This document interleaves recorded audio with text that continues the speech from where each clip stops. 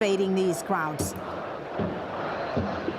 I think what's boosting morale is actually the fact that Cairo is returning slowly to normal life, and for 2 weeks people were sitting at home just wondering what is going on. And then when people met in their offices or in their workplaces, they had a chat about what's going on, and today you can clearly see that there's a whole new group of newcomers, first-timers in Liberation Square. I've seen a group that were holding the flag of Gasco, that is the national gas company. I've seen another group of lawyers from Suez. I've seen another group of doctors from Ismailia. I've seen school teachers, and I've even seen school students. So definitely a whole new breed of protesters joining this square. And I think there's also one person told me something very interesting. He said that under the emergency law that still exists in Egypt since 1981, you are not allowed to have this kind of gathering because it's been completely forbidden. And he was pointing out to the fact that for 30 years they were told that if anyone protested in Egypt, it will create chaos. And he was pointing to the fact that actually chaos came from the other side, not from the protesters in Liberation Square. You mentioned all the people taking part in the protests there. We had heard earlier reports that there had been calls for factory workers to also down their tools. Is that likely at all? And how significant would that be? Would that change the dynamics? I think that would have a huge impact. Yes, indeed, there was several speakers on these stages who were calling for the factory workers to have a general strike effective immediately. I do not know if that call has been heeded so far, but certainly the call for civil servants to join the protest has been heard at least by a good chunk, from what I can say. Okay, Hoda, thank you very much for now. We'll come back to you later, of course, for regular updates. Let me bring in our studio guest once again. He is Sabri Hafez, an Egyptian writer and editor. You heard there our correspondents talking about not just journalists, but civil servants, students, professors, all taking to the streets today, all heading to Tahrir Square. Are we at a turning point now, you think, of this crisis? I think the demonstrations are building their own momentum. They have been actually establishing their message loud and clear. They have been, and that is a very important thing, they have been occupying from the very beginning, continuously until now, the moral high ground. They have been orderly, they have been civil, they have been highly sophisticated and polite. We haven't seen any problems coming from them. While at the same time, the government camp has been completely thuggish, completely brutal, even at one moment coming back on camelbacks and on mules to show that was another memorable scene, I think, from last week. To show how actually how primitive and regressive and almost outlawed the government has been describing. What do you make of the strategy? In the demonstration as outlawed. What do you make? Outlawed are actually the government. The government is illegitimate. The government is now revealed to be involved in, or there is a speculation that is involved in the crime of Alexandria, the church in Alexandria. Now we have the revelation of Mubarak enormous wealth.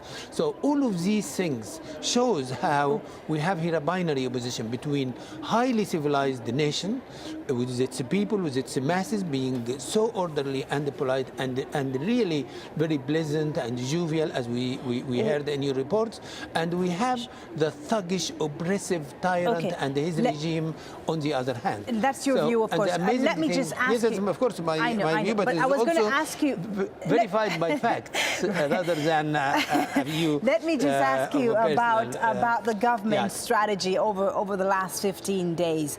You mentioned the violence, of course, that was last week. That's one thing, yeah. Now they're making concessions. What do you think they're trying to do here? It's almost a carrot and stick approach. Yeah, but they're also in a state of denial. Their media are trying to show, as we said, that everything is normal and nothing is happening. They're in a state of denial because they do not want to heed the message. They do not want to listen to the demand of of the people, for Mubarak to stand down, and also for this whole regime to be toppled. The main slogan is الشعب يريد إسقاط النظام. The people want to change the system. But surely there must be supporters of Mubarak out there still. The only supporters of Mubarak, if I can think of, is the cronies around him. What about the more wealthier Egyptians? Yeah, we saw a report by one of our correspondents yesterday yes. In Egypt, who talked to the wealthy Egyptians, the upper class, if you will, who said, you know, they want stability, so they supported Mubarak. So clearly there are people out there who still support this regime because they think it brings about stability. Yeah, if we this stability had to be built on acceptance or on consent. And there is no consent from the people, and therefore stability is not there. It's never been a stability in a country in which 50% live under the poverty line, under $2 a day. In a country where actually those very few rich people that you are talking about, many of them, like the shipwrights, have already abandoned Egypt and run away with their wealth in their private jets and so on. There are some, of course, and a number of them are still there. Some they have been put under investigation, and others. So those are actually the real beneficiaries of the regime. The real beneficiaries of the regime do not constitute more than 1% of Egypt's population. Egypt is a huge country of over 80 million. If we talk about, yes, 1 million are supporters of Mubarak, while 84 million are against Mubarak. How can Mubarak stay? Okay, well, let's get the temperature once again in Tahrir Square, Sabri. Let's speak to Al Jazeera's Jackie Rowland, who's among the crowds there in Tahrir. Jackie, tell us what's happening around you. What's the mood like? Well, the mood is euphoric as ever. I mean, one of the interesting things I've noticed today is the real democracy of this protest. It's really anyone who in normal life would not necessarily expect to have a voice. They do in the square. We saw a man in his wheelchair being lifted aloft to chant slogans, very small children chanting slogans, women chanting slogans. It's a real leveller in the square. I mean, these protesters have been described as pro-democracy. Well, it may be some time before they achieve that in Egypt as a whole, but certainly within the square itself, there is a lot of democracy to be seen, and the protesters continue to come. I mean, I'm just on the edge of the square now. You can probably hear the vehicles moving. People are still standing in line at the entrance points to the square at this late stage of the afternoon. People are still coming and going. So when you look at the square from above, when you look at that top shot of the square, it's only a snapshot at that moment. And when you bear in mind that people are coming and going all the time, the total of number of people who visit the square in any day must run into the hundreds of thousands. Jackie, I was going to ask you, why do you think there's so much euphoria? Hoda was telling us earlier that people were almost celebrating. What are they really celebrating? They haven't really achieved what they came out for, have they? They feel that they have already run quite a few concessions out of the government, but in a way they're celebrating this sense of freedom. The words that we hear time and again in the square are freedom, revolution. People are celebrating the ability to speak out, the ability to express their disenchantment with the government. This is something that they haven't been able to do in Egypt before. And the very fact that they've been able to reclaim their voices, reclaim the freedom to assemble and the freedom to speak out, these in themselves are achievements. Another thing we've noticed in the square, obviously there is this euphoria, but also there is a recognition by people that this is not going to happen overnight. There's a recognition that they're going to have to dig their heels in and show a great deal of stamina and endurance here if they are eventually to achieve their aims. So what are they willing to do then to achieve that aim? What are they doing to keep up this momentum going? Because fatigue has certainly been a concern. Fatigue not just from the people who are there, but also from other Egyptians who are not protesting in Tahrir. What are the people there in Tahrir doing to keep this going?